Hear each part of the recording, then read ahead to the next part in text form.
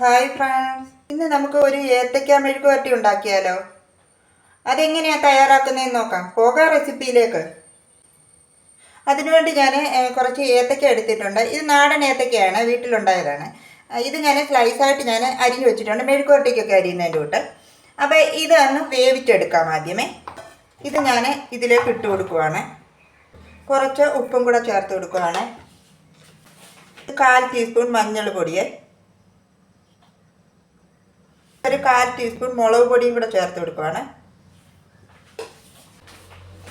ഇനി ഇതെല്ലാം കൂടെ ഒന്ന് മിക്സ് ചെയ്യാമേ.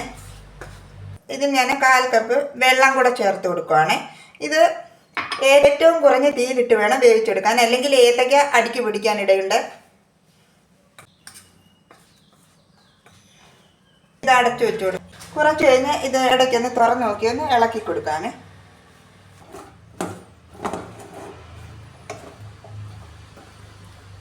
ഇത് ഇടയ്ക്ക് ഇതൊന്ന് തുറന്ന് ഇളക്കി കൊടുക്കണേ. 5 മിനിറ്റ് ഞാനൊന്ന് വേവിച്ചെടുത്തിട്ടുണ്ട്.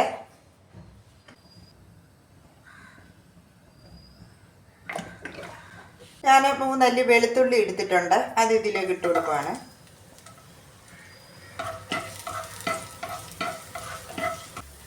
ഈ കറിവേപ്പിലയും വറ്റൽമുളക് ഇതും കൂടി ഇട്ട് കൊടുക്കുകയാണ്. വറ്റൽമുളക് ഞാൻ ചെറുതായിട്ട് ഞാൻ മുറിച്ചിട്ടിട്ടുണ്ട്.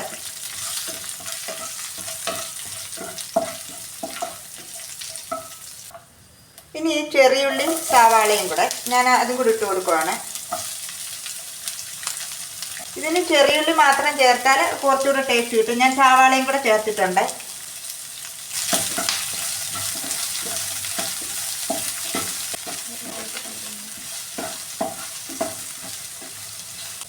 ഏത്തയ്ക്ക വേവിച്ച് വെച്ച ഇതും കൂടി ഇട്ട് കൊടുക്കാമേ.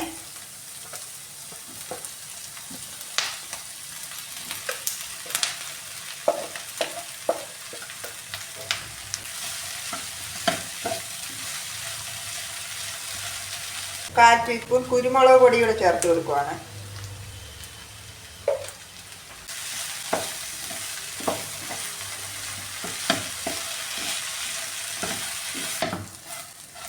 ഇത് ഇടയ്ക്ക് ഇങ്ങനെ ഇളക്കി കൊടുക്കണേ. അപ്പം ഇതിൽ ഇരുന്ന് ഇത് ഒന്നുകൂടെ ഒന്ന് വെന്ത് കിട്ടുവേ.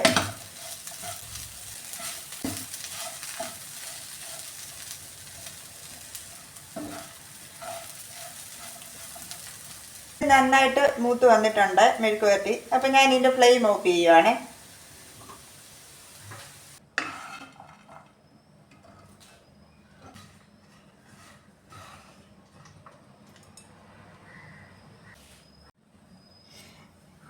ഏത്തയ്ക്ക മെഴുക്കുവരട്ടി ഇവിടെ റെഡി ആയിട്ടുണ്ട്. നിങ്ങൾ ഇതൊന്ന് ട്രൈ ചെയ്ത് നോക്കിയിട്ട് ഫീഡ്ബാക്ക് അറിയിക്കാൻ മറക്കരുത്. എൻ്റെ വീഡിയോ ഇഷ്ടമായ പ്ലീസ് സബ്സ്ക്രൈബ് മൈ ചാനൽ. അടുത്ത വീഡിയോയിലൂടെ നമുക്ക് വീണ്ടും കാണാം. Thank you.